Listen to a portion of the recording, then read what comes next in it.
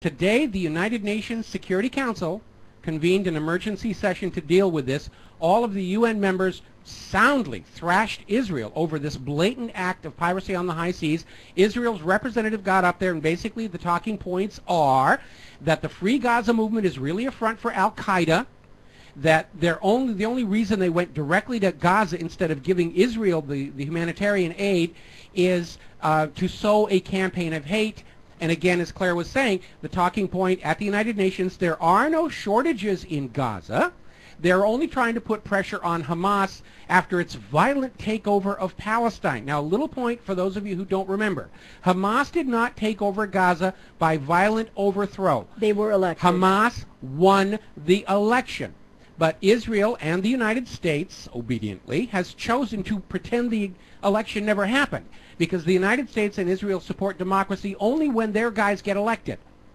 And so the existence of the election has been erased from the official record, and Hamas is in control of Gaza by violent overthrow. Now, I want to show be something made safer for fishing boats and other vessels that want to dock there.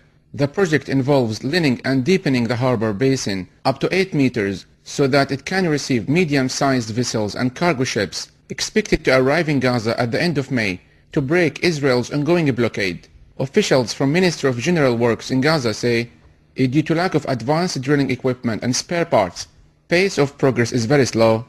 We are working hard around the clock to make sure the port is suitable and fit to receive boats and cargo ships later in May, but we lack spare parts for our equipment and drilling machines.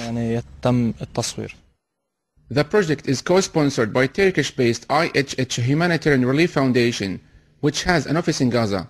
It started its humanitarian relief aid following the Israeli war on the besieged coastal enclave in late December 2008.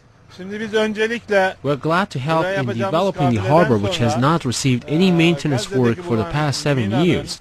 This is the least we can do to show our support for Gazans under siege. In December 2009, IHH Foundation led a land convoy to Gaza that brought tons of humanitarian aid and other supplies. Following months of preparation, a coalition bringing together a number of organizations and movements, such as Free Gaza and IHH, will next month send a new aid convoy to Gaza by sea. Under the slogan of "Freedom is the last port," IHH Foundation had purchased a passenger ship with the capacity of 1,080 persons and a cargo ship that can carry 3,500 tons of cargo. The main goal of the convoy is to break the Gaza siege by sea after it was broken by land. The Palestinians of Gaza, who have been under Israeli siege for almost 3 years, are anxiously waiting to welcome the siege-breaking boats. Yusuf Al-Hilo, Press TV, Gaza. Earlier today, Israel is flooding the net and the media with any videos or photos that they can find to try and portray the humanitarian aid workers as dangerous terrorists. And they put up a photo which was labeled, and we linked it to whatreallyhappened.com. They labeled it as showing the terrorists on board the humanitarian aid ships threatening those heroic IDF soldiers who were merely wanting to inspect the ship for illegal weapons. And they showed a bunch of these people sitting there, and one of them was holding one of these curved Arabic daggers known as a jambaya. I actually happen to have one of them here.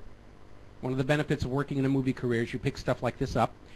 And, and it was a picture, and the guy was holding the dagger, and it looks really mean. Except when you look at the back of the photo, there is a window, and it's daylight outside. So there's no way that this photo was taken any time in association with the actual events of the hijacking, because they took place at 4 o'clock in the morning, local time. Every male over 14 wears one as a fashion statement. It's their equivalent of a cufflink, or an iPod. It's something that they have to have. And most of them are like this. They're junk.